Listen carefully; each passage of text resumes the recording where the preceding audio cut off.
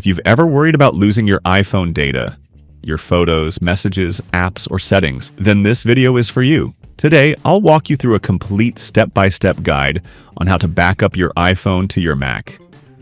We're going to start from the very basics, like connecting your iPhone to your Mac, and go all the way to advanced tips, like encrypted backups, restoring from a backup, and even troubleshooting if something doesn't work. By the end, you'll feel totally confident that your iPhone data is safe and secure. So grab your iPhone and your Mac, and let's get started. Step 1. Connect your iPhone. Take your iPhone and connect it to your Mac using a Lightning to USB-C or Lightning to USB-A cable, depending on your Mac model.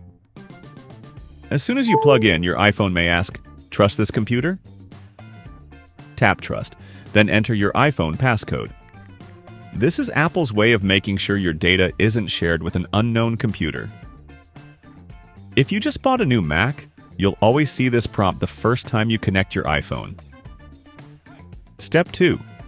Open Finder. On macOS Catalina and later, backups are handled in Finder, not iTunes. Open Finder and look at the left sidebar. Under Locations, you'll see your iPhone's name. Click it, and you'll open the iPhone management screen. If you're still on macOS Mojave or earlier, you'll use iTunes instead. The layout looks different, but the process is very similar. Step 3. Backup Options. Inside Finder, scroll to the Backup section. Here, you'll see two main options. Backup your most important data to iCloud. This saves things like app data and settings in iCloud. But it doesn't include everything, and it requires enough iCloud storage. Back up all of the data on your iPhone to this Mac. This makes a full backup directly on your Mac. It's faster, more complete, and doesn't require iCloud storage space.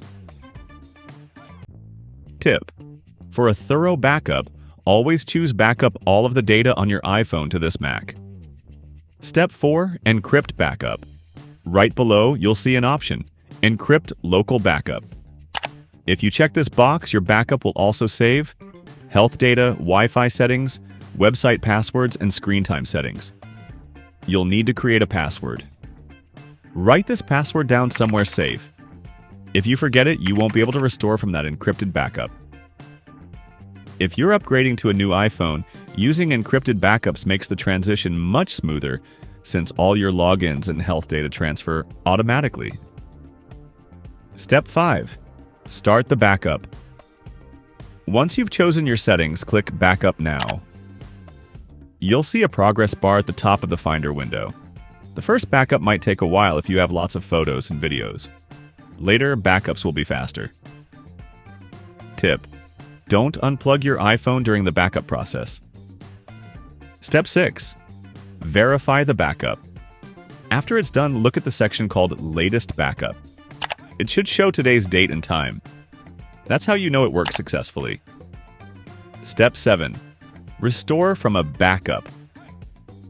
If you ever need to restore your iPhone, come back to the same Finder screen.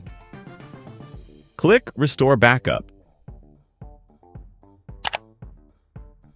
Choose the most recent backup from the list. Your iPhone will restart and load all that data. This is super helpful if you reset your iPhone or buy a new one and want everything back just the way it was. Extra tips and best practices. Do one before major iOS updates or before trading in your phone.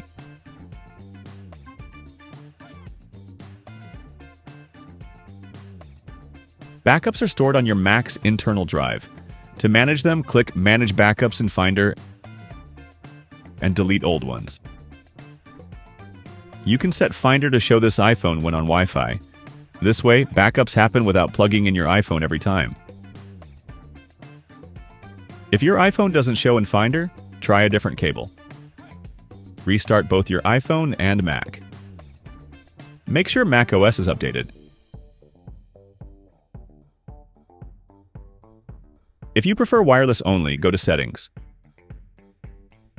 Apple ID, iCloud. iCloud Backup and toggle it on. This works automatically when your iPhone is charging and on Wi-Fi. And that's it. You now know how to back up your iPhone to your Mac step by step. We covered everything: connecting your iPhone, choosing the right backup settings, encrypted backups, restoring, troubleshooting, and best practices. If you found this guide helpful, please give it a thumbs up, hit that subscribe button, and ring the bell so you never miss more Apple tutorials. Thanks for watching, and I'll see you in the next video.